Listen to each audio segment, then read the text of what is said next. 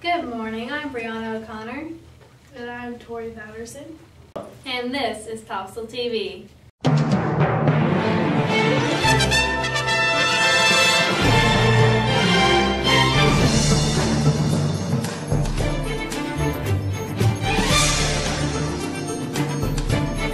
Hey Brianna, the first 3 weeks of school went great, don't you think?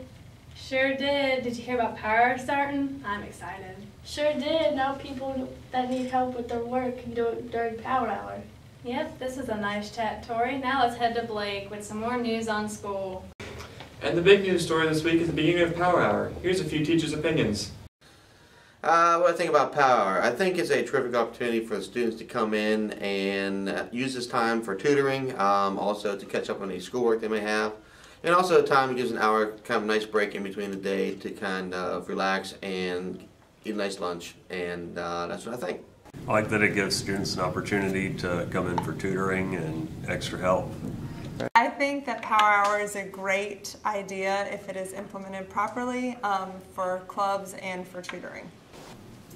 I like Power Hour because it's a good tool for students to come get extra help and make up assignments that they've missed. And remember to keep our school clean and not fight like children during Power Hour. And in other news, today is our anchorwoman Brianna O'Connor's birthday. Everyone be sure to wish her happy birthday and hug her in the halls. Back to you, Brianna. Now let's head to Tori Reinhardt with the news on sports. How you doing, Tori? I'm good. How are you? Good. Did you like the first 3 weeks of school so far? It's school, so yeah. All right, thank you for having me. You're welcome. And this week in sports, I interviewed Kayla Hyatt for the Topsail volleyball team. How long have you been playing volleyball? I started in like 5th grade. The club team I played for had a developmental program, so that's when I started, and then played all through middle school and all through high school.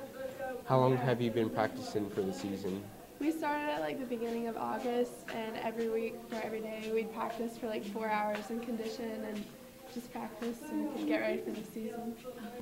What do you plan on your season record being?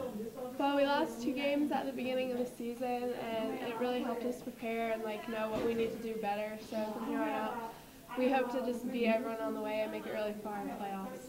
All right, thank you. Thanks, Tori Reinhardt. I loved hearing how well the sports teams are going. Indeed, there are some interesting things going on in sports. Well, now on to our favorite segment, Question of the Week, with Quinn. So, what do you think would happen if Batman got bit by a vampire?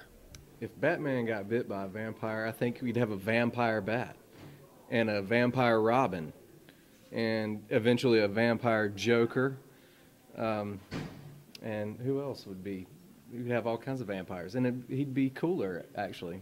But not as cool as if he were bitten by a zombie and he was zombie Batman. He'd be a lot slower, though.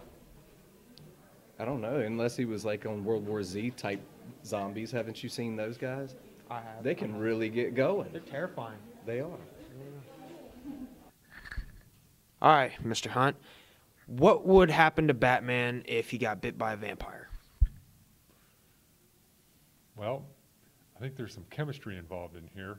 Looks like maybe because he already has elements of bat juice in his system, that the extra infusion of vampire bat venom would probably cause those chemicals to react violently and unpredictably. And I really can't say with any certainty what might happen to him. He might turn into a super Batman, or he might become a mild-mannered math teacher. You don't read comics very much, do you? All right. What would happen, in your opinion, if Batman got bit by a vampire? I think he'd probably die on the spot, honestly. Do you know what happens when you get bit by a vampire? You are no longer warm-blooded. I know that much. And you grow fangs and all that kind of stuff. I've heard about the fangs, but the warm-blooded... You're not warm-blooded. I never heard of that. You know a lot about vampires, huh? Well, that's a wrap for this week's Topsail TV. See y'all next week.